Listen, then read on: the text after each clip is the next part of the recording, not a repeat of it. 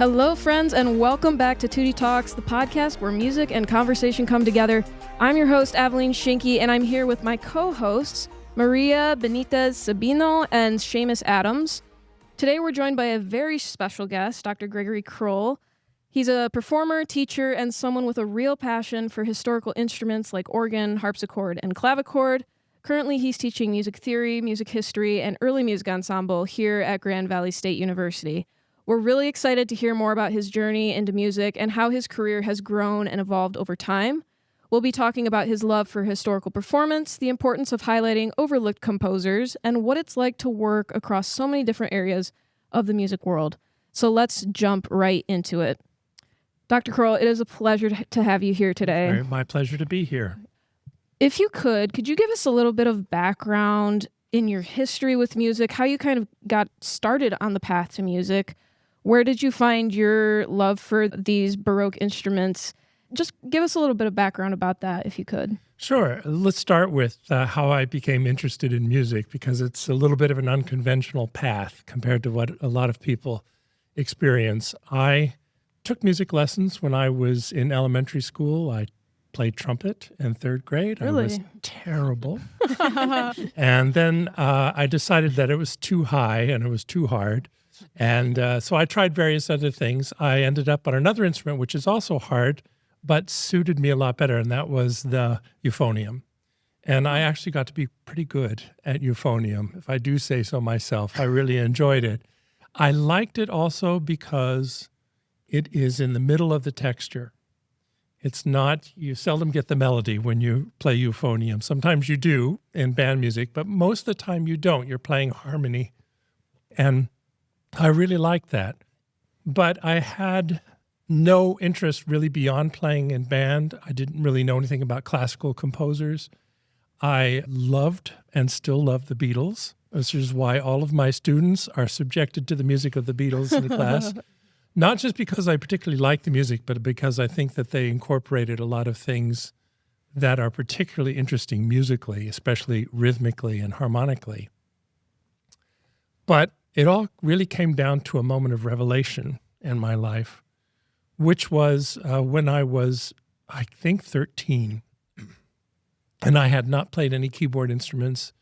If you took me over to a piano and said, play middle C, I would just say, I don't know which one C is. I could read treble clef and bass clef because I had played trumpet and I had played euphonium. But I just didn't know anything. And it was a door that was there to be opened, and I never knew it was there to step up and open it. But something happened, and it was an elderly Scottish woman who was a friend of my family's. She was coming through town. We lived in Maryland at the time, and she was on her way to Washington to the Smithsonian Institute. Among other things, she really wanted to see the Smithsonian. And here I am, this little 13 or 14-year-old kid, and I asked my parents, could I go along with her? And she said it was fine with her. My parents said it was fine, all right. So here's this 85-year-old woman and this 14-year-old kid jump in a car and head off towards Washington. We got to the Smithsonian. We saw the sort of things that everybody sees. You see the Spirit of St. Louis and things related to American history and so on. But somehow we ended up in the musical instrument division. And there were these chairs there that were sort of egg-shaped. They were really popular at the time. They were shaped like an egg, but they had an oval opening at the beginning, at the front. So you could sit in these chairs and you were surrounded by the chair, and then there were speakers on the side. And they were playing music. And the music I know now was Mozart, Eine kleine Nachtmusik. But at that time I had no idea. I just thought it was classical music. And so this elderly woman who was sitting with me said, yeah, I like these chairs, but if I had them in my house, I wouldn't have this kind of music playing. And I remember distinctly saying, well, I would, because there's nothing else to do in here. We can't see anything. So you want music that gives you something to listen to.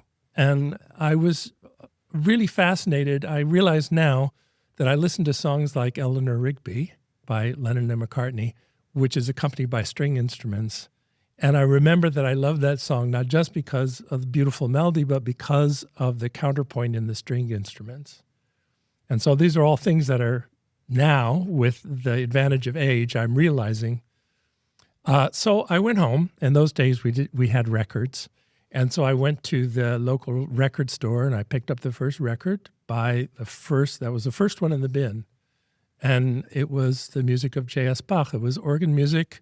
It was a famous organist of the day named E. Power Biggs. And he was playing music of Bach and Bach's own church.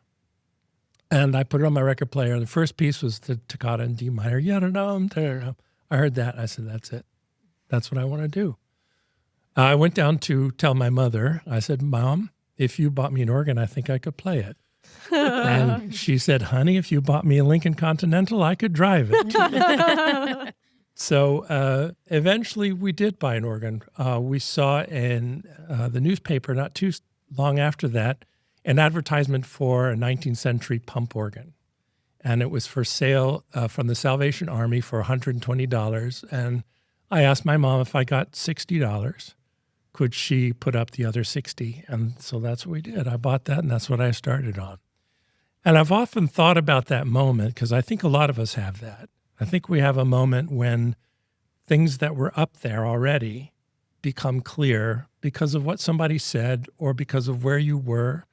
We see this in master classes all the time when somebody's teaching a master class to the student and makes a suggestion and the student says, oh my gosh, I never even thought of that.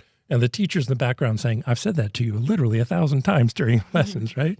Because our ears haven't really opened. And the presence of that master teacher opened our ears to that moment and we heard it. And there's a proverb, I don't know where it comes from, but I think about it a lot and I say it to my students a lot as well, which is, when the student is ready, the teacher will appear.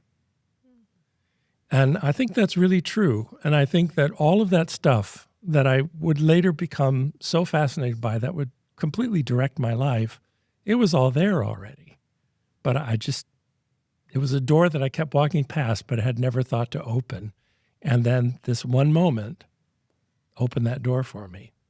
And from then on, that's what I'm going to do. Wow. That's very inspirational. Yeah, I know. I remember when I first picked up my violin, it was from my younger sister. She had brought it home and it just kind of rubbed off on me. So that's a really great history and especially the organ. That's really cool that you were able to have one at such a young age. Yeah. That's really cool. Kind of branching off of that, could you talk a little bit more about your schooling experience and where you went to college and what degrees you received? All of those kind of things. So by the time I was getting ready for college, I was living in New England. I graduated from a high school in Massachusetts. And I met this remarkable woman who was a native of Frankfurt, Germany.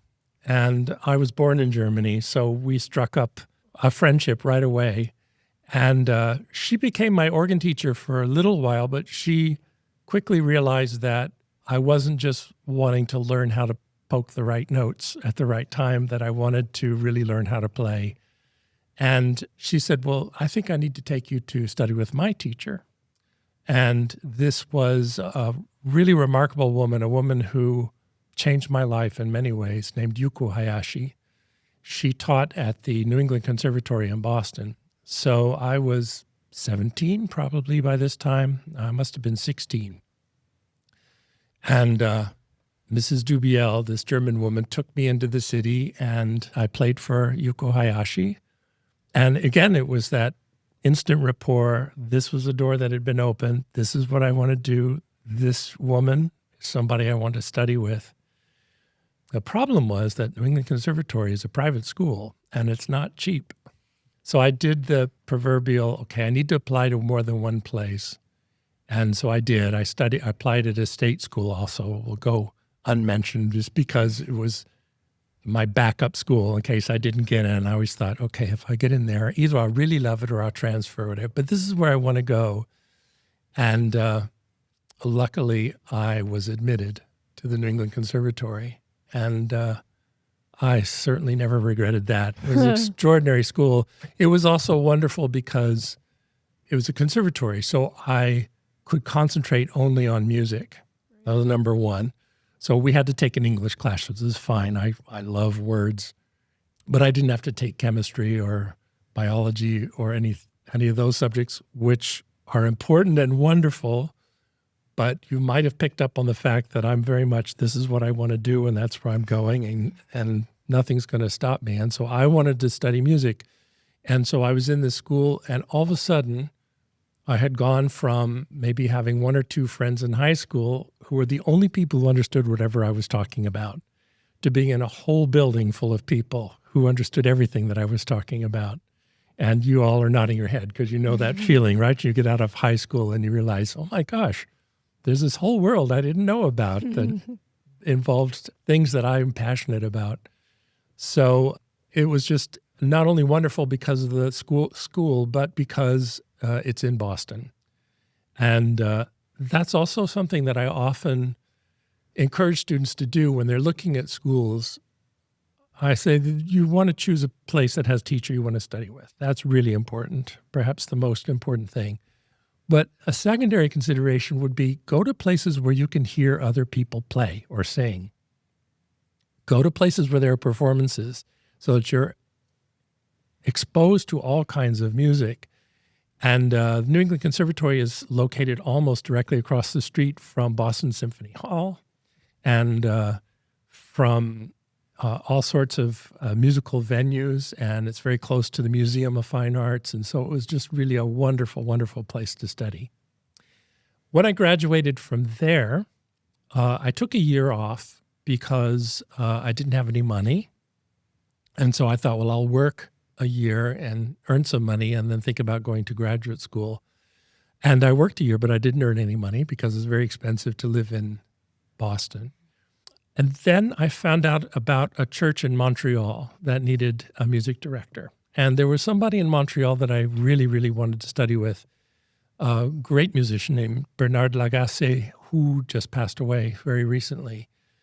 And so I applied for this job in Montreal, and I managed to get a working visa by being their music director and also their custodian.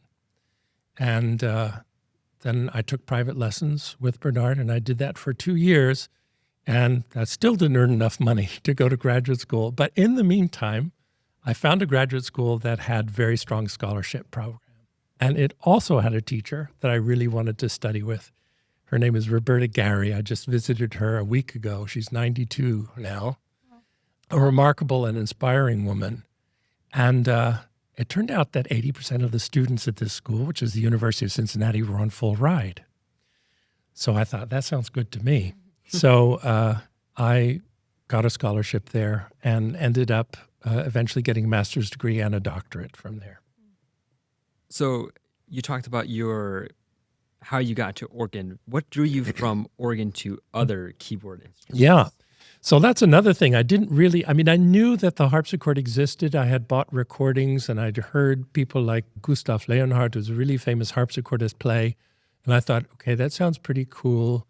I wonder if he's any good. And then I read some reviews and I found out, oh yeah, he's pretty good. So maybe I should pay attention to this person. And I bought a bunch of records and listened to them. They sounded good to me, but I had not heard one in person, really. But when I was at the New England Conservatory, I lived in the dorm for the first year, but then the second year, I needed to share a room, an apartment off campus. And eventually my apartment mate was somebody who had what later became the same obsession that I have with collecting instruments. He had a harpsichord and he also had a clavichord. And so now all of a sudden I'm living in the apartment and there's a harpsichord in the apartment. And that was really the opportunity for me to see how it works, to hear how somebody because he was already a very advanced player, how somebody who really knows how to play the instrument deals with the instrument, what it's supposed to sound like. And so I gradually began. It wasn't instant love the way the organ was, but gradually I fell in love with it. And it took a while before I could actually work up the funds to pay for one and buy one. And since then, there have been a few more added to the collection. Would you say that's like where your love of early music started, or where did that start? Well, that's Bach. So it started with Bach, and it always comes back to Bach. And hearing that music just really struck me. It was like, I sort of compare it to, let's say you had a boat with a gas tank, and you kept filling the gas tank and it allowed you to go. And then when you ran out of gas, you had to fill it back up with gas. But then you discovered there was another gas tank you didn't even know about. And now you could fill that up and you could go even twice as far. So for me, it was a little bit like that. It's like there was this tank that I didn't even know was there. And it was the music of Bach. And once you start delving into it, one thing leads to another. So it's how I got really interested in philosophical writing, specifically Albert Schweitzer, who was a Nobel Peace Prize winner in the 1950s, wrote some important books. One of them was a biography of Bach, and I became very interested in that as well. But when it goes to beyond Bach, well, you start reading and you think, oh, well, okay, he was young. He went to hear Buxtehude. Who's Buxtehude? So let's hear what that's like. I mean, what would make this composer, this young budding composer, so interested in the music of Buxtehude? So you listen to it and you think, well, that's pretty neat, that music. And what's that all about? And I think that the best gift you can give yourself is curiosity. You know, if you're the kind of person who is only going to want to pursue the sorts of things that are shown to you, then you might be happy, but you're going to miss all kinds of things. If you're the kind of person who says, well, what is that? Well, maybe I should find out about that. I never even heard about this. I never ate Japanese food. What's it like? Let's try it and see. And it takes you into a whole new universe of flavors and things. So it kind of happened like that. It doesn't mean that I don't love other music and later music, because I certainly do. But there was something about the earlier music that I find an improvisatory spirit. Even in Bach, who we often think of as being very calculating and being very structured, in many ways he's not.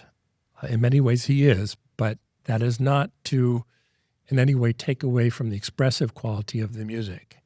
And I find that also true in the early music. So another thing I find interesting about it is that you can play a Mozart sonata in tune and use good tempos, and it'll sound okay.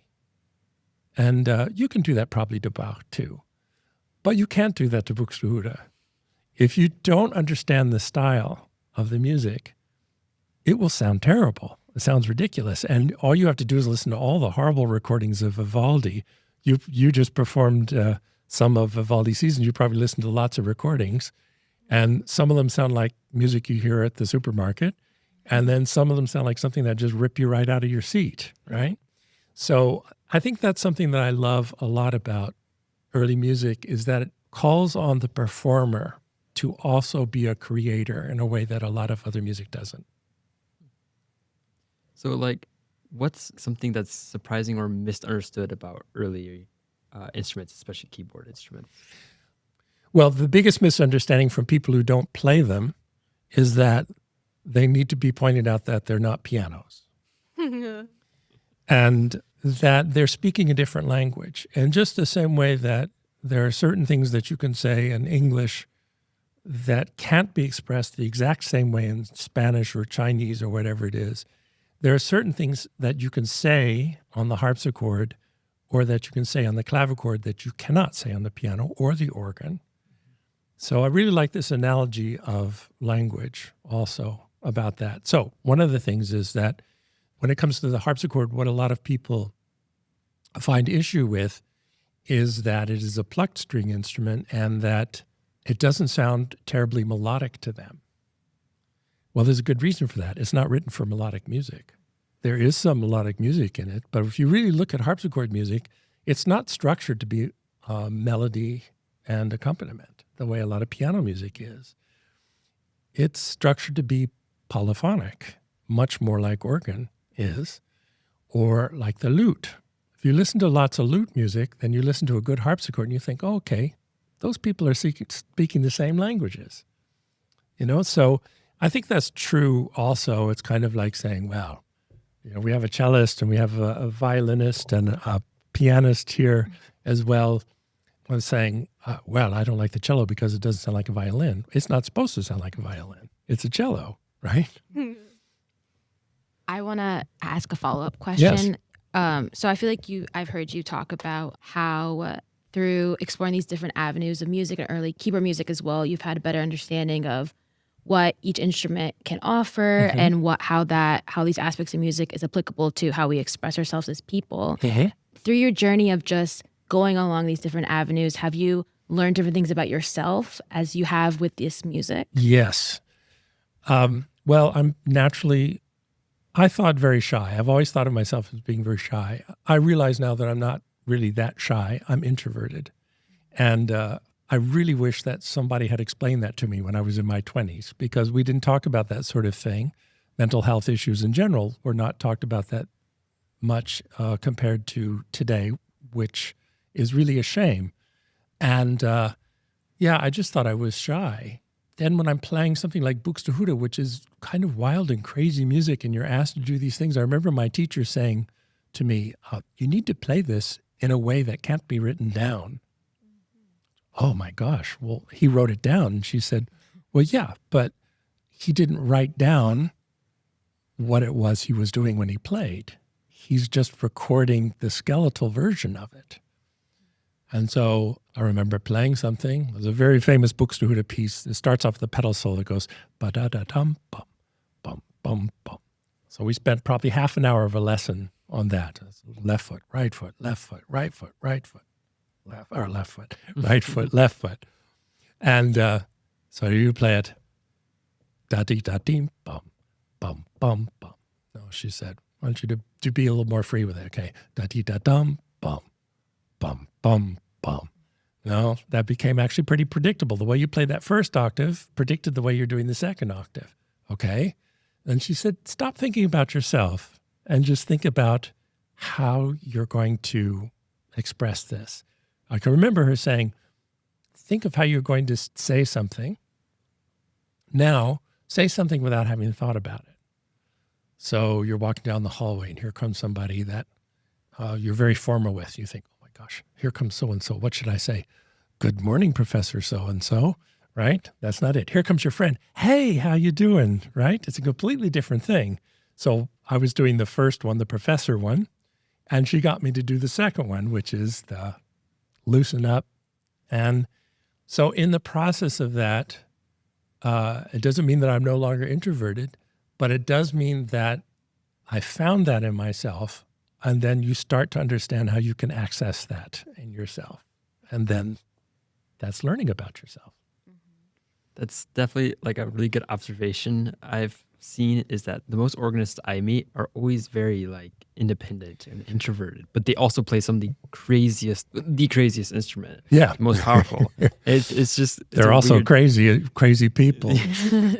But as a keyboardist yourself, and you also play cello, right? So that for everyone here seated at this table, we have to spend a lot of our time by ourselves. You're in the practice room by yourself. And it takes a little bit of introversion. Not everybody's that way, but it does. I mean, I can tell you of one person who's a really, really fine pianist. And he said, no, I don't want to do this because I can't spend 4 or 5 hours by myself in a room. I'm just too extroverted. So he became a singer and became a voice professor. And I think that those of us who are able to spend time by ourselves in a room working on a piece of music, have that discipline. From what you said, it sounds like music can be an avenue for people to flourish in their expression, but also socially as well. I think how you expressed it to us today was very well put. Oh, thank you. So what are some challenges and rewards of teaching music theory and history in this academic environment? Well, history and theory are very different in a way. I try to overlap them as much as I can. So when we're looking at a piece of music, I'll go over, when was this written? When did this person live? What are his or her dates? Or this is a composer you don't know about. This is somebody you might want to look into, going back to that curiosity thing. Have you never heard of William Grant Still? Well, this is a little bit about his life. Why don't you go in and look into it and find out more about Florence Price or any of these composers who might be unfamiliar to you. Challenges, well, besides keeping students awake at 8 o'clock in the morning, which is not easy. If I were in control of music education, I think this would be really hard to do. But if I could wave a wand and have things happen the way I'd like to have them happen, I would like for the history and the theory to be taught side by side, so that when students are learning about Gregorian chant, they're also learning modal theory. And when they start learning about the beginning of tonality, then they're also learning late 17th century music, late 16th century music, early 17th century music, and so on, all the way up into the present time. I think that would be an amazing experience for students. It's hard to do because the history courses move at a faster pace than the theory courses do. So we took 4 semesters to get to non-tonal theory, whereas in survey of music literature, you take 2 semesters to do that here, GVSU. So I would like that, certainly. As far as challenges, well, students are changing all the time. We have to acknowledge that the way we get information changes a lot, has changed a lot. So I've taught here since 1999. And the students who I taught when I first started were learning in a very different way to the way you all learn today and the way you get information today. One of the things that I think we all, including myself, need to be aware of is that algorithms target us. And so I'll notice this. So I'm flipping through something, Indian street food. I was fascinating watching people on the street in India preparing this street food, right? Well, it's not the only thing I'm interested in, but the next 20 videos will be of Indian street food. So we're targeted in a way that things are marketed to us. And that's why I try to get to think this is maybe something I'd like to look into more. And it's a thrill for me when a student comes to me and asks a question like, I know we were studying this kind of chord, but I learned about this kind of chord. Or here's a piece of music I was listening to. What sort of cadence is this? And then we'll talk about that. So yeah, we won't get to that this time around, but good for you for listening to that and wondering what it was and wanting to find out about it. But I think that's really one of the biggest challenges, because all students come in as an open book. You know what you already know about music, but you don't know all these things that you didn't even know were out there. You didn't know what augmented 6 chords were when you came in as freshmen. And so how we address that and taking people from where they are and how people learn. You talk about music education. I'm a music education major myself, and I feel like something we see educators talk about is in the technological age is instant gratification. Yes. And kind of what you were telling me, it sounds like the students that seek further, have the patience, have the greater curiosity, I'm not so sure as overcome it, but use that in their music expression, use that in their music learning. So one thing that I've learned is that we think of your generation as having been raised with computers and been raised with Google and so on.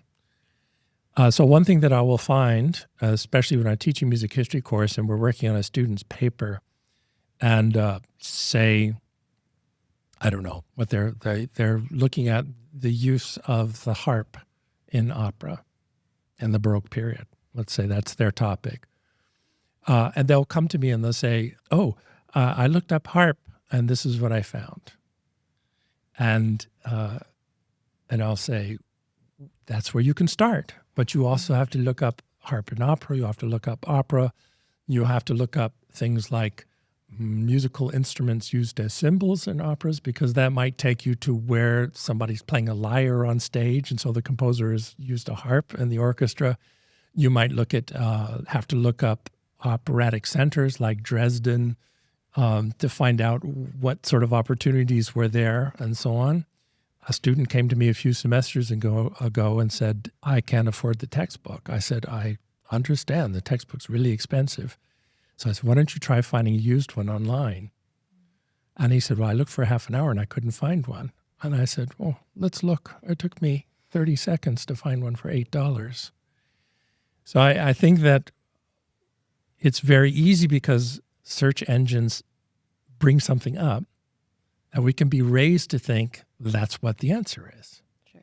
And it might be true, it might be a good source, it might not be a good source, but it will definitely not tell you the whole story. And so the technology that we have is really, really useful, and I wouldn't want to go back for the world. But we have to be careful how we use it so that we don't allow it to become a crutch for us, you know? My question is, have you seen a change in the prioritization of historical performances, and why do you think that may be? In my lifetime, there's a huge change. And what happened was that in the 1970s, there was this term called authentic instruments. It was a horrible term. And so everybody, you'd buy a record and it would say the Bach Brandenburg Concertos played on authentic instruments. And people thought, oh, that's a stamp of approval. And it was like saying, I don't know, this is handmade bread. You know, that meant it was going to be good bread, which of course you can make bread with your hands and it can be awful. And then what happened next was that people saw this as a marketing tool. And so in the 1980s, these early music groups became marketed like crazy. And it in many ways allowed them to flourish, but it also allowed them to sort of hit what I called a new orthodoxy, that this is the way you play this music, and it goes this way. And you can sometimes listen to recordings of, I've already mentioned the Brandenburg Concertos by Bach, so we'll bring that up again. You listen to these recordings of the Brandenburg Concertos, and they end up being all the same because it became this sort of marketing approach to music. And what's happened more recently, I think, is really interesting. For one thing is the money is no longer there for big productions unless you're tied somehow to a really large outfit like the Boston Early Music Festival. They're putting on operas and so on. And then some opera houses have taken on putting on Baroque operas with the original instrumentation and so on. But what we have now is a lot of smaller groups that are, in a wonderful way, more experimental and being more original in many ways with how they perform the music, because they've sort of cut the restrictions of having to sound like so-and-so. And so we hear groups now that are just tremendously original. You can go listen to the site All of Bach, which almost every week releases a new piece by Bach that is done in performance or sometimes done in somebody's home. And oh my gosh, there's just some of the most fantastic playing. And the number of times that I've listened to things and thought, I didn't even know that piece could go like that. But how wonderful it is to do that. And just to throw one more analogy in there, when it comes to performing music that is distant from us, and that means early music, but I think it also means later music. It means Beethoven and Brahms and maybe even Ravel and Debussy, composers who are more recent to our own times. We don't know what that music sounded like. So we try to find out as much as we can about it. We try to find out what tools they used. We try to find out what the notation meant in the music and learn as much about it as we possibly can. It's like learning another language. And you start in and you learn basic vocabulary and you learn how to say certain things that you need to be able to say, like, where's the train station? Can I borrow your pencil? Or whatever you need to say in this language. But you want to get to the point where you'll be able to say whatever it is you need to say. That you could get into a philosophical conversation with somebody in the second language. Depending on when you start, you probably will never speak that language without an accent.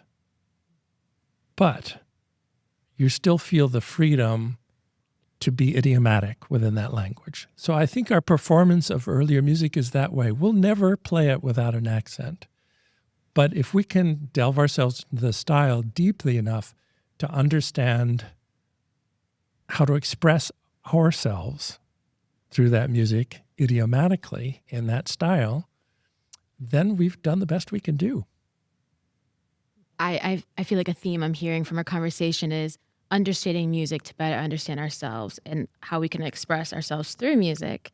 And when you're talking about like more present, early music performances kind of taking their own interpretation, reminded me of how kind of the interpretational field like Bach was kind of an appeal to you in your early career of music. Yeah. Yeah. And we also have to recognize that in contemporary society, music is always geared towards, unfortunately, towards performance. So even when we're alone in our practice rooms, we're thinking about the audience out there. And that's important. When we love this piece of music, we want to communicate this piece of music to the audience. But we should also remember that we're playing for ourselves. We haven't talked about the clavichord yet, and it's my favorite instrument, actually, more than the harpsichord or the organ. But the clavichord's a very soft instrument. It's about as loud as a lute. So you can't play to 1,000 people in a big hall without amplification. On the clavichord, you're much more creating this universe around yourself and making music, and you become both the player and the audience. And I love that. And I love when you can do that, even in performance, when you're playing for a bunch of people, and maybe rather than playing at them or to them, they're listening in to what you're doing. And I find that a lot of musicians are really afraid to play quietly. I'll see this a lot when I'm hearing pianists, and they'll say pianissimo in a score, and they're playing what I would call mezzo forte. And maybe they're afraid to not project anything. But I'll say to my choir at my church, we want you to be so quiet that the congregation has to lean in a little bit and say, oh my gosh, are they still singing? Yes, they are. And how beautiful that is. Because we're not performing at people. They're part of the equation, right? We're all in this together. And so they need to be a participant in the performance in the form of the listeners. And I love that concept of people listening in.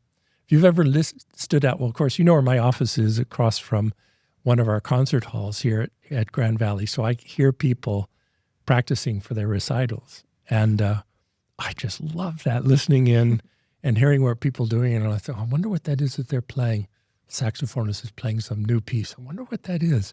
And if I figure out who it is, and I see the person, well, what was that you were practicing? That was really interesting music. But I love this sort of listening in feeling for music. On the note of kind of engaging ourselves and the audience, in your view, how can historical performance maybe be more accessible for engaging modern audiences today? I think there's a lot of interest. We see this even with some of the really big name pianists have started performing on historical pianos.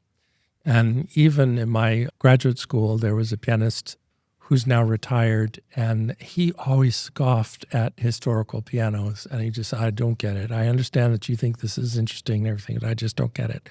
And then in retirement, that was one of those moments when something ignited for him, and now he has two old pianos, a Mozart-style piano and a Schubert-style piano, and he's been bitten by it. So I think there is genuinely interest. You know, the analogy I make is that when people experience something that is real, they know it. And it doesn't matter whether they're really educated musically or not. But all we have to do is listen to a recording of an opera singer singing pop songs, which you've all heard, or everyone puts out a Christmas album singing Have Yourself a Merry Little Christmas. It's invariably awful. And it's not because they're not good singers, it's because they're using the wrong tool, which is their voice is not trained most of the time. There are some exceptions who can do it, Joyce DiDonato. But most of them are not trained to do that kind of music. So it's kind of the same thing if we were to transcribe heavy metal music for violins, for strings or something, right? We might be able to make it really beautiful, but it's no longer what it was. It's different kind of beauty. We could put it that way. And I think people would right away, I'm going to listen to a country music, but I'm going to play it on a 9-foot grand piano in Carnegie Hall. And you're thinking, okay, well, that was nice, but there's something missing. The grit, the realness, the everyday life stuff of that, it's gone now. It's like all of a sudden this song is about people who've combed their hair and are wearing white tie and tails at Carnegie Hall. It's not right. So I think that the more we can make it sound real and can not make it sound historical, we have to use that phrase, I suppose, but it's not really. It's just, I think of it as music that's still with us. We don't think of Stravinsky as historical music, but that's over 100 years ago that Stravinsky died much later than that, but he died in the 1970s. But even the 1970s is historical now, right? So I don't think of it so much as historical. I think of it as music that's still with us. And another thing I have to say that just popped into my mind is that we tend to overplay things that people have liked in the past. And so there are certain pieces, the Toccata and Fugue in D minor was one that I've mentioned already several times, that gets played over and over again to the point where we can call it hackneyed, really. And it's not that it's not a wonderful piece. It certainly is a wonderful piece, but there's other music out there, even by Bach, that nobody is playing. And so I think that's another thing is when you hear something, some violinists may know the music of Bieber, not Justin, English Bieber. And it's fantastic music. And when I taught Baroque music, one of the things that I did for the first class was to play several pieces. And I would say, which one of these do you think is from the Baroque and which ones are not from the Baroque? And for my choice of pieces, there was one piece by Bieber that I played always, and none of them could believe it was from the Baroque period. And they often chose the Romantic piece or even the 20th century piece. And that's because the point of that was saying, look, this is what you think the Baroque is, but it's not. There's crazy stuff. There's heavy metal music in the Baroque. It was just played on different instruments.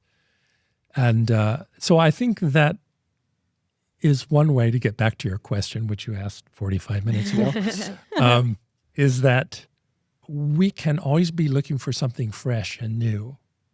And I think people find that really interesting. You know, we love the Moonlight Sonata. It's gorgeous, but everybody knows how it goes. So what about this Beethoven sonata that nobody ever plays? Oh, yeah, it's also wonderful. Kind of branching out to these different composers, is there a neglected composer you suggest students or musicians check out? And how do you like to include lesser-known composers and their music in your teachings? I have purposely chosen a textbook. There are a lot of faults with the theory textbook that we're using now, but I have purposely chosen it because of the musical examples that it uses, which has a lot of examples by women composers, by composers of color, by people who began writing when they were very young or who also began writing when they were very old. An example of a composer who started very late in life is Janacek, who's one of my favorite composers. I love the music of Janacek. He didn't start composing until he was in his 70s. Good for him, I say. That means that, you know, there's a lot to do in life, no matter what age you are. So that goes back to the thing I was saying about curiosity. If you can the hope is that you'll play something and people will say, wow, that piece by Amy Beach was really beautiful. Maybe I should go look at that. I wonder if she wrote other pieces. And of course, we did a whole concert of Amy Beach music here. A lot of the music I didn't know, and I thought, well, I knew she was good, but I didn't know she was that good. This is great music. So I think you asked me something else. Oh, you asked me about what composers do I think need more attention. It's kind of a tricky question to answer because I can only answer it by naming composers that I know. So that's going to rule out all the composers who deserve a lot of attention who I don't know. So one of the things I did when I taught the survey of music literature, the last day was always devoted to asking the students in the class, when somebody's taking this course 20 or 40 years from now, what from our time do you think they will study? What composers from 2025 do you think they'll be studying 40 years from now? Of course, none of us knows. And I asked that because it was asked of me when I was an undergrad. And if you're interested, I can tell you what our answer was, but it's not it didn't turn out to be what people are studying nowadays from my time. And what interests me about that question is that people will bring in all sorts of music that I never have heard of. And then I will bring in things that I have no idea whether people will be studying it 40 years from now, but I want people to pay attention to the music of Mason Bates, for example, was a fascinating composer, or of Sofia Gubaidulina, who died not too long ago, really wonderful composer. We could go back in history and talk about composers who have been neglected. I think we've seen in recent times, though, Florence Price, for example, is having her moment. It's far too late, but thank goodness she is, because she was a really original musical thinker. And organists in particular have fallen in love with her music. You find lots of organists are programming Florence Price now, but symphony orchestras also. So it's a tricky question to answer in that sense. So do you want to know what we said when I was asked for? Absolutely. Okay. I thought you'd never ask. All right. So this was in the 1970s. And our teacher said, he framed the question slightly differently. He said, what composer do you think embodies our time, expresses the period that we're living in the most? So we as a class, we got together and we conferred. And we came up with Frank Zappa. And we all agreed that was a good answer. And I think we were right, by the way.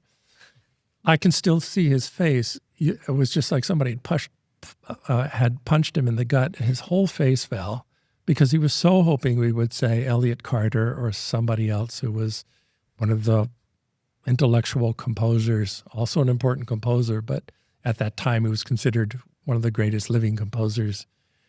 But I think we got it right. And, now when we study that music of that time, the composers that none of us mentioned are the ones that we're studying now. John Cage, Philip Glass, people like that. And it didn't even occur to us that that's who we would be studying this far in the future.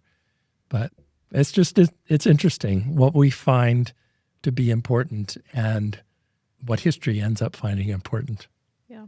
To branch off that, from what I've seen, at least from Mozart and some earlier classical composers, like 40 years after they die, their music is completely neglected. Yeah. And it's only later, 100 years later, that their music resurfaces. Yeah. I wonder if that will happen with composers now. It will. I can tell you it will, because people are like that. And who are those composers? J.S. Bach. His music fell into all but complete oblivion. The people who kept it awake were composers, were people like Beethoven and Brahms, who studied this music and saw how wonderful it was.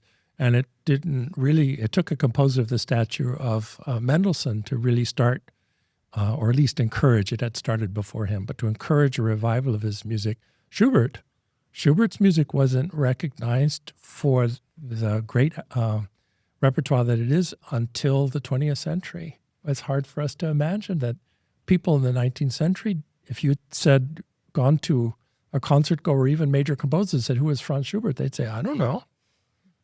But, I mean, he was one of the greatest composers of the Romantic period, perhaps of any period. So, yeah, it's scary to think who will that happen to, but we can only hope that there'll be people in the future, like those of us gathered around this table, who are interested in what's happening now and who are also interested in what has happened in the past and who are also interested in what will happen in the future, and don't think that they can only look in one direction and say, oh yeah, nobody's playing this music. This is good stuff. We should start playing this. We talked about earlier technology as a tool? Do you think technology now, especially like recordings like we're doing right now, will help maybe prevent these composers being lost in the future, as Seamus was just talking about? I tell you what worries me. A couple of things worry me. One thing is that most people listen to music under very poor circumstances now. So, and we've all been guilty of it. I'm included in that. How many of us are listening to, I'm scrolling through something and I say, oh, I hear so-and-so singing Mahler, das Lied von der Erde. I'd love to hear what this is like. And I'm listening to it on my iPhone, which is a big symphonic work with a huge vocal part and 2 vocal parts. And I worry that we've gotten away from controlling the circumstances under which we listen to music, specifically when it comes to technology. So when we listen to those smaller MP3 files or MP4 files or WAV files or whatever they are, they usually have compressed information. So it's a little better now than it was, but even 10 years ago, people were listening to Mahler symphonies on MP3 files, and the information that was lost was dynamic range, for example. I mean, how are you listening to this piece? So it was inconvenient to have this expensive sound system at home and be able to go home and shut all the doors and put on your earphones or whatever, crank up the volume, make your neighbors mad. But it was a better way to listen to music. And I don't think all is lost. I think that we just have to recognize that. And I am always so encouraged when I go to the Grand Rapids Symphony and see so many Grand Valley students there. Think, okay, yeah, they get it. They're here not just to watch people move, but they know that there's a difference. There's an intrinsic value to being there and listening to this music live. Do you think there is a difference, at least from what I've observed with some of my friends who aren't musically trained? They listen to music for purely entertainment. Yeah. And where sometimes when we listen to music, it's entertainment, but also the emotional and like reasoning behind it. Yeah. For me, it's like reading. So I'm an avid reader. I just watched actually just last night a famous episode of The Twilight Zone, which was this program that was on in the 50s. And it's about a man who just had to read it. He had to read every second. He had to read everything. He didn't have anything to read. He would read the cereal box. And what happened is the world is destroyed. Everybody's killed except for him and the library. And then he finds all these books here and he thinks, oh, nobody's going to stop me from reading. And the program ends when he breaks his glasses. And now he can't read. And so he's stuck. So anyway, I'm watching this. I'm thinking, oh, yeah, that's me. So if I don't have anything to read, I'm reading the contents on the jar of pickles and I'm reading the cereal box or whatever. All right. So when you read something, if you're reading a novel, something that is great literature, you read it in a different way than if you're reading your, I won't say trashy, but it's too late now, book at the beach, right? Let's say the book that you don't care if it falls in the ocean, right? You read a comic book in a different way from how you read the biography of a composer. So I have no problem with treating music that way. So it's great. If you want to listen to Vampire Weekend, great. That's interesting music in its own way. I think all music is worthy of study.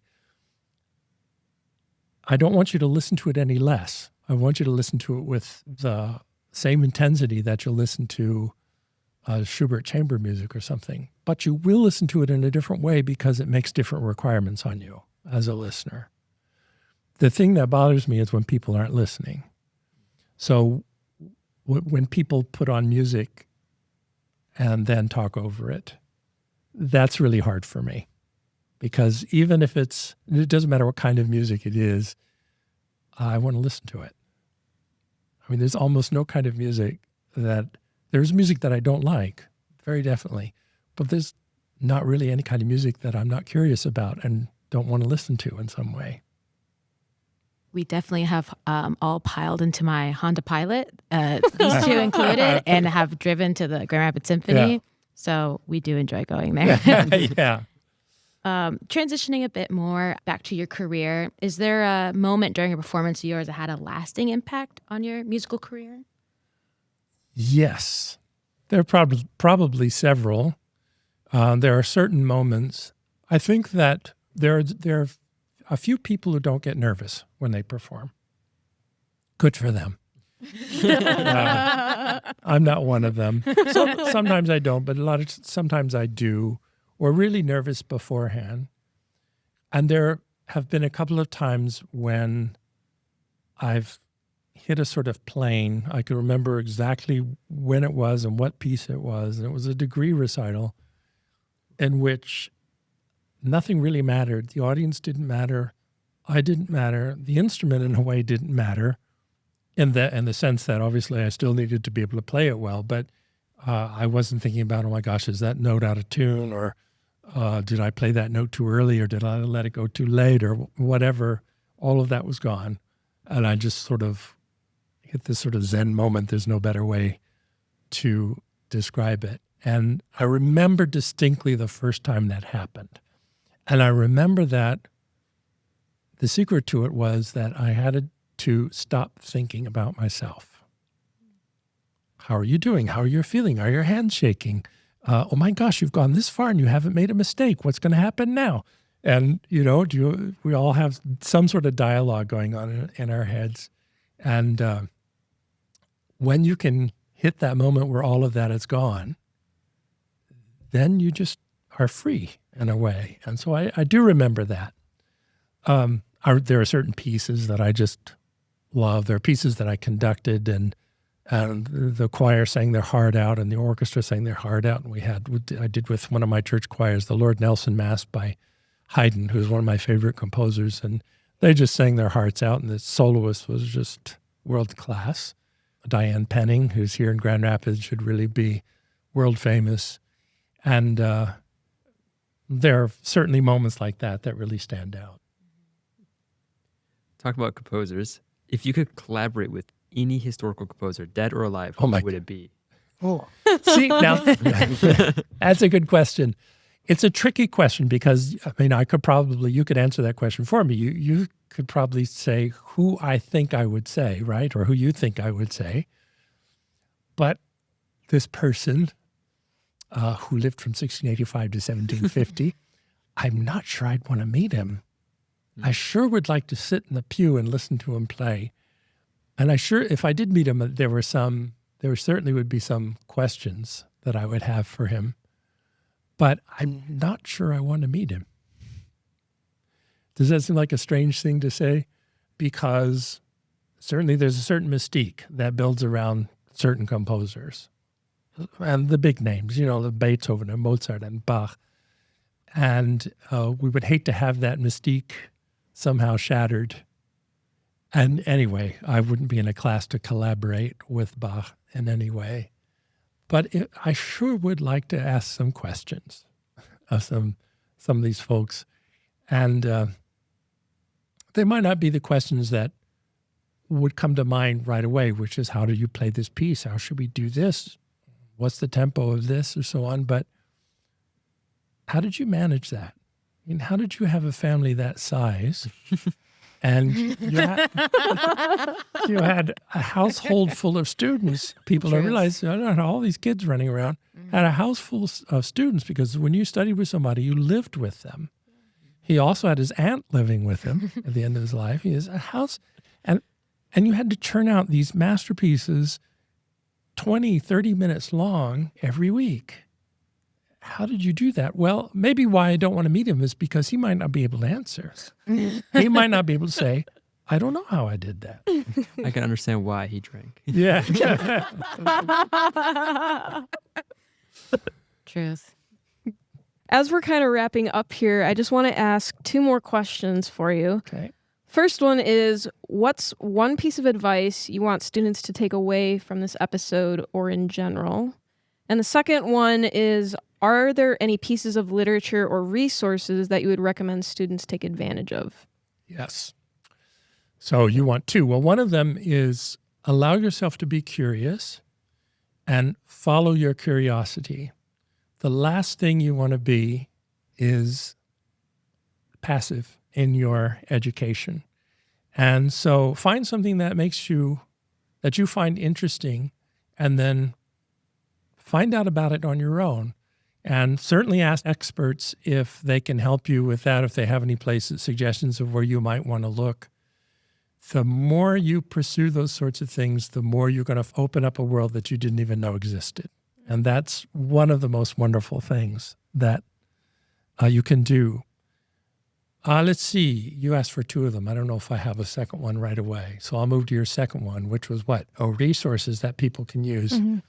Let's see. The first thing that comes to mind is musical instruments.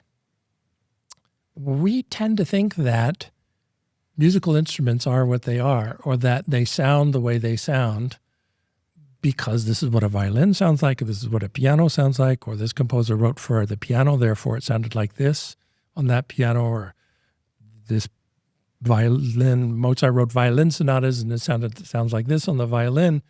But if you don't know anything about the historical violin, then you will be denied the privilege of incorporating some of the colors that he was taking advantage of. A really good example is the natural horn. So when you use a valve horn, the advantage of the valve horn is that using the valves makes every note an open note. So you have this beautiful round sound. The natural horn, you have to actually, there are no valves, so you have to actually get pitches by changing the shape of your hand in the bell, and that sharpens or lowers or flattens the pitch. It also changes the color of the notes. And so when you look at pieces like the Horn Sonata by Beethoven, you see that he takes advantage of that he'll put an accent on this note, which a valve horn player will play full blast with a full round sound. But you realize that on the natural horn, it was a covered note and has kind of a brassy sound. Well, if you know that, then you're playing on your modern horn, you can use those colors as well. But what does it mean if you're a violinist and you have experience with an historical bow? You realize the bow is not only shorter, but it's also lighter, and that it encourages you not to make your down bow and your up bow sound the same, but actually to sound different from one another. The cello is the same thing. Then you realize, when I play Corelli, all these notes are not supposed to sound like a seamless melody. It's supposed to sound like somebody talking Italian, where there are strong notes and weak notes, and there are long syllables and short syllables. And also, even within a modern instrument, all pianos are not the same. We tend to think that the Steinway is the Steinway of pianos. That didn't come out right, but it's the analogy of saying, this car is the Steinway of cars. The Steinway is the greatest of piano, but in fact, modern pianos have very different sound and a very different touch. They have different keyboard dimensions.